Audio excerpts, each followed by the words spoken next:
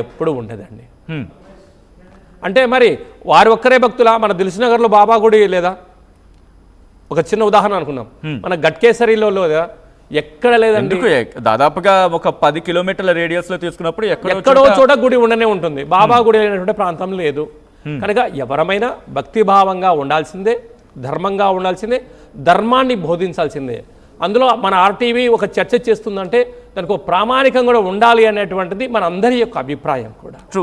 అందుకే మనం డిస్కషన్ కూర్చోడం జరిగింది. వాళ్ళు ఏమంటారు, ఆ కుటుంబం ఏమంటుందంటే, పోనీ మీరు కుట్టిపారేయచ్చు ఈరోజు విగ్రహానికంటే, గతంలో ఫోటోలు పెట్టినప్పుడు కావచ్చు, ఫోటో పెట్టినప్పుడు లేకపోతే ఫోటోకి సంబంధించి భజన కార్యక్రమాలు నిర్వహించినప్పుడు అప్పుడు కూడా ఇలాగే జరిగింది. అప్పుడు కూడా ఫోటో నుంచి వచ్చింది. ఇప్పుడు బాబా విగ్రహం నుంచి ఎక్కువ శాతంలో వస్తుంది.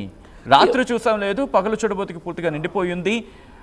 ఇఫ్ పాసిబుల్ ఒక్కసారి ఆ కుటుంబం రియాక్షన్ కూడా మరి కాసేపట్లో వినిపించే ప్రయత్నం చేస్తాను. సో ఇలా జరుగుతుందా? ఎందుకంటే ఎక్కడ జరగదండి అది.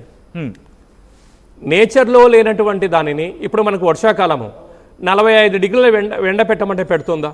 పెట్టదు. ఎందుకంటే సూర్యుడు భూమి అనేటువంటి కక్షలో ప్రయాణం ఎలా చేస్తూ ఉంటాయో మనకి ఇప్పుడు పరిస్థితుల ప్రభావం ఎలా ఉంటుందో, వర్షాకాలం అవ్వడం వల్ల భూమిలో నుంచి ఏమన్నా విగ్రహం అందుబాటులో భూమికి అసోసియేట్ అయితే అందులో గతంలో విభూది పడి ఈ చల్లదనానికి బయటకు వచ్చాయి. ఇప్పుడు మన చాలా ప్రాంతాల్లో భూమిలో నీటి శాతం బాగా పెరిగింది అనుకోండి, అద్భుతమైన మోటార్ సహాయం లేకుండానే నీళ్లు ఉద్భవిస్తున్న సందర్భాలు ఉంటాయి.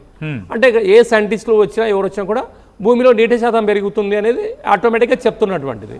కానీ అక్కడ దేవాలయం కాదు, అది నివాసంలో వాళ్ళు పూజా మందిరంలో ఏర్పాటు చేసిన విగ్రహంగా మనకు అక్కడ కనపడుతూ ఉంది. రైట్. అంటే ఆ కుటుంబం ఏముంటుందంటే ప్రధానంగా గతంలో మాకు విగ్రహం అంటే ఒక ఫోటో పెట్టినప్పుడు కూడా జరిగింది, 2 ఏళ్ల నుంచి 4 సార్లు జరిగింది వాళ్ళు అంటున్న మాటని. మరి కాసేపట్లో ఆ రియాక్షన్ కూడా మేము నుంచే ప్రయత్నం చేస్తా. ఆ కుటుంబం ఏమంటుంది అనేది. దాంతోపాటు గతంలో ఫోటోలో వచ్చింది 6 నెలల క్రితం జరిగింది, మళ్ళీ ఇప్పుడు జరిగింది. మా ఇంట్లో బాబా ఉన్నాడు, బాబా అంటే అక్కడికి షిరిడీకి వెళ్ళలేదు, మాకు అవ్వలేదు కాబట్టి బాబా వచ్చాడు, బాబా వచ్చి మాకు తన దయను చూపించాడు అంటున్నారు. అంటే అటువంటి మిరాకిల్స్ అనేవి జరగవా లేకపోతే ఉండవా? ఆధ్యాత్మికంలో ఎలా చూస్తారు? భగవంతుడు సర్వాంతర్యాముడు కనుక మరి వారింట్లోనే ఎందుకు జరుగుతుంది, మరి అందరింట్లో జరగవచ్చు కదా, షిరిడీలో కూడా జరగవచ్చు కదా అని అందరి యొక్క ఒక ఆలోచన కూడా. అందరూ బాగుండాలి, అందులో మనం కూడా ఉండాలి. మరి అందరి ఇళ్ళలో రావాలి కదా, మరి వాళ్ళ ఇంట్లో ఎందుకు వస్తుందండి? వాళ్ళ ఇంట్లో భక్తి ఎక్కువ ఉంది, భక్తులు ఎక్కువగా ఉన్నారు, భక్తిభావం ఎక్కువ ఉందని చెప్పి. అంటే భూమండలం ఎవరు భక్తులు లేరా? అంటే ఎక్కువ తక్కువ శాతం అనే ఒక చర్చ జరుగుతూ ఉంటుందిగా. అలా ఉండదండి. భగవంతుడికి మనం అందరము సమానమే. యద్భావం తద్భవతి. భగవంతుడికి మనం యథాశక్తిగా ఏదైతే మనము భగవంతుడు ఫలం పత్రం పుష్పం తోయం అన్నట్లుగా విద్యార్థిని వాళ్ళ యథాశక్తిగా ఒక మహారాజు వెళ్ళారు, మహారాజులాగా ఆశీర్వచనం ఉంటుంది.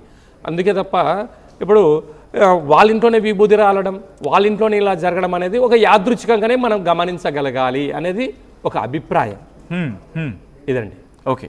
సో ఇక్కడ వాళ్ళంటుంది ఏంటంటే ఆ కుటుంబానికి సంబంధించి చుట్టుపక్కల కావచ్చు భగవంతుడి దయ కారణంగానే, ఎందుకంటే ఇటువంటి సిరీస్లు కావచ్చు లేకపోతే ఇటువంటి సినారియోస్ గత కొన్ని రోజులుగా మనం చూస్తూ ఉన్నాం. ఇదే తిరుపతిలో గత కొద్ది రోజుల క్రితం ఒక విగ్రహం కన్ను తెరిచింది, లేకపోతే భగవంతుడు కళ్ళు తెరిచారంటూ కూడా మనం మాట్లాడుకున్నాం. అవును. ఆ ఘటన జరిగిన కొన్ని రోజులకి ఆధ్యాత్మిక క్షేత్రం కాబట్టి బహుశా ఆ పాజిటివ్ వైబ్స్ ఎక్కువ ఉంటాయని ఒక చర్చ జరుగుతూ ఉంటుంది. అక్కడ శివాలయంలో జరిగినటువంటి యథార్థ సంఘటన ఏమిటయ్యనగా, మహాదేవుడికి ప్రతిరోజు పంచామృతములతో అభిషేకము, విభూతితో అభిషేకం చేస్తూ ఉంటాం. వేసవి కాలం అవ్వడం వల్ల పూర్తిగా శుభ్రం చేయడం వలన అందులో విగ్రహంలో ఉన్న జీవరేఖలు స్పష్టంగా బయటపడ్డాయి. పడినప్పుడు మహాదేవుడి యొక్క ఈ విధంగా దర్శనం ఇచ్చింది అనేటువంటిది అక్కడ లోకల్గా ఉండబడినటువంటి వారందరికి అభిప్రాయంగా కూడా తెలియజేయడం కూడా జరిగింది. ఇదండి పరిస్థితి. కానీ ఆ కోణంలో ఇది కూడా మనం అలాగనే ఆలోచించగలగాలి. భగవంతుడు అందరివాడు. భగవంతుడు ఎప్పుడూ కూడా ఒకరింట్లోనే ఉండరు, ఒకరిపైన ప్రేమానురాగాన్ని కురిపించడు, ఒకరిపైన రాగద్వేషాలు రెండూ ఉండవు. భగవంతుడు అందరికీ సమానమే. కానీ కోటేశ్వర శర్మ గారు మీరు అంటూ ఉంటే నాకు ఒక మాట గుర్తొస్తుంది. ఇక్కడ ఇప్పుడు విగ్రహాన్ని వాళ్ళు పూజిస్తున్నారు, రాత్రి పూజా మందిరాన్ని క్లోజ్ చేసి పడుకున్నారు, తెల్లారేసరి చూడబోతుకి పూర్తిగా విభూతిమయంగా ఉంది.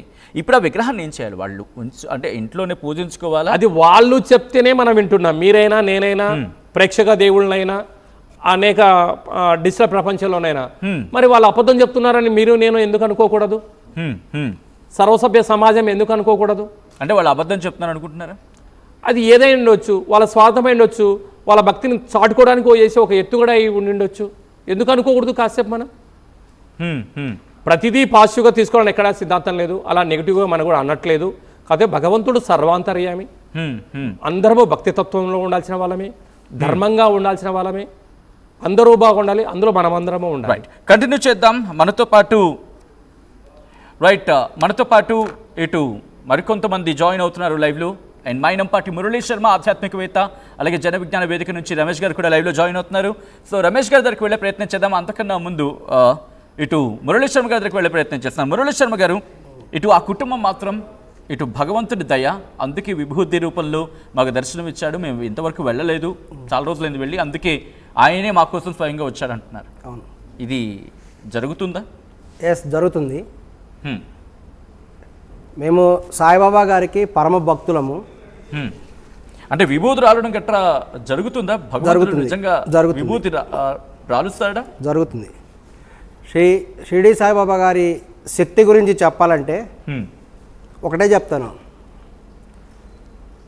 1800 కేజీల బంగారం, 1800 కేజీల బంగారం, 4700 కేజీల వెండి, 4700 కేజీల వెండి, 2000 కోట్ల రూపాయల నగదు, 2000 కోట్ల రూపాయల నగదు. ఇవన్నీ కూడా 2 దశాబ్దాల్లో శ్రీ షిరిడి సాయిబాబా గారి సంస్థానికి కూడా చేరినాయి.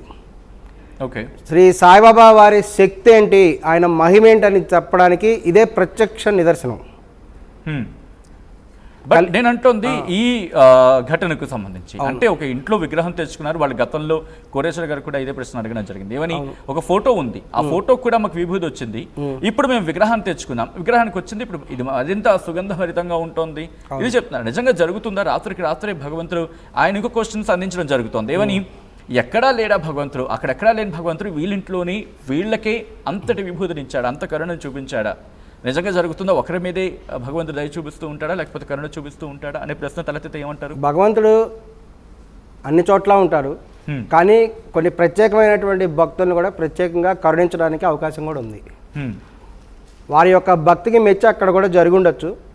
సాయిబాబా వారి మహత్యాలు అనేకం ఉన్నాయి, అందులో ఖచ్చితంగా కూడా అక్కడ జరగడానికి 100% అవకాశం ఉంది. ఏ సందర్భంలో జరుగుతుంది? ఏ సందర్భంలో జరుగుతుంది? ఇలా ఈ మధ్య కాలంలో అనేక వైపరీత్యాలు జరుగుతున్నాయి. కలియుగం అంతం దిశగా కూడా ప్రయాణం కూడా సాగిస్తున్నది. ఈ యొక్క చంద్రగ్రహణం ఏర్పడింది, అది కూడా బ్లడ్ మూన్. ఓకే, త్వరలో కూడా సూర్యగ్రహణం ఏర్పడబోతున్నది. వీటన్నిటి పరిణామాల వల్ల అత్యంత భయంకరమైనటువంటి పరిణామాలు కూడా జరగబోతున్నాయి. ఇవన్నీ కూడా తిరుపతి మీద కూడా ప్రభావం కూడా చూపిస్తాయి.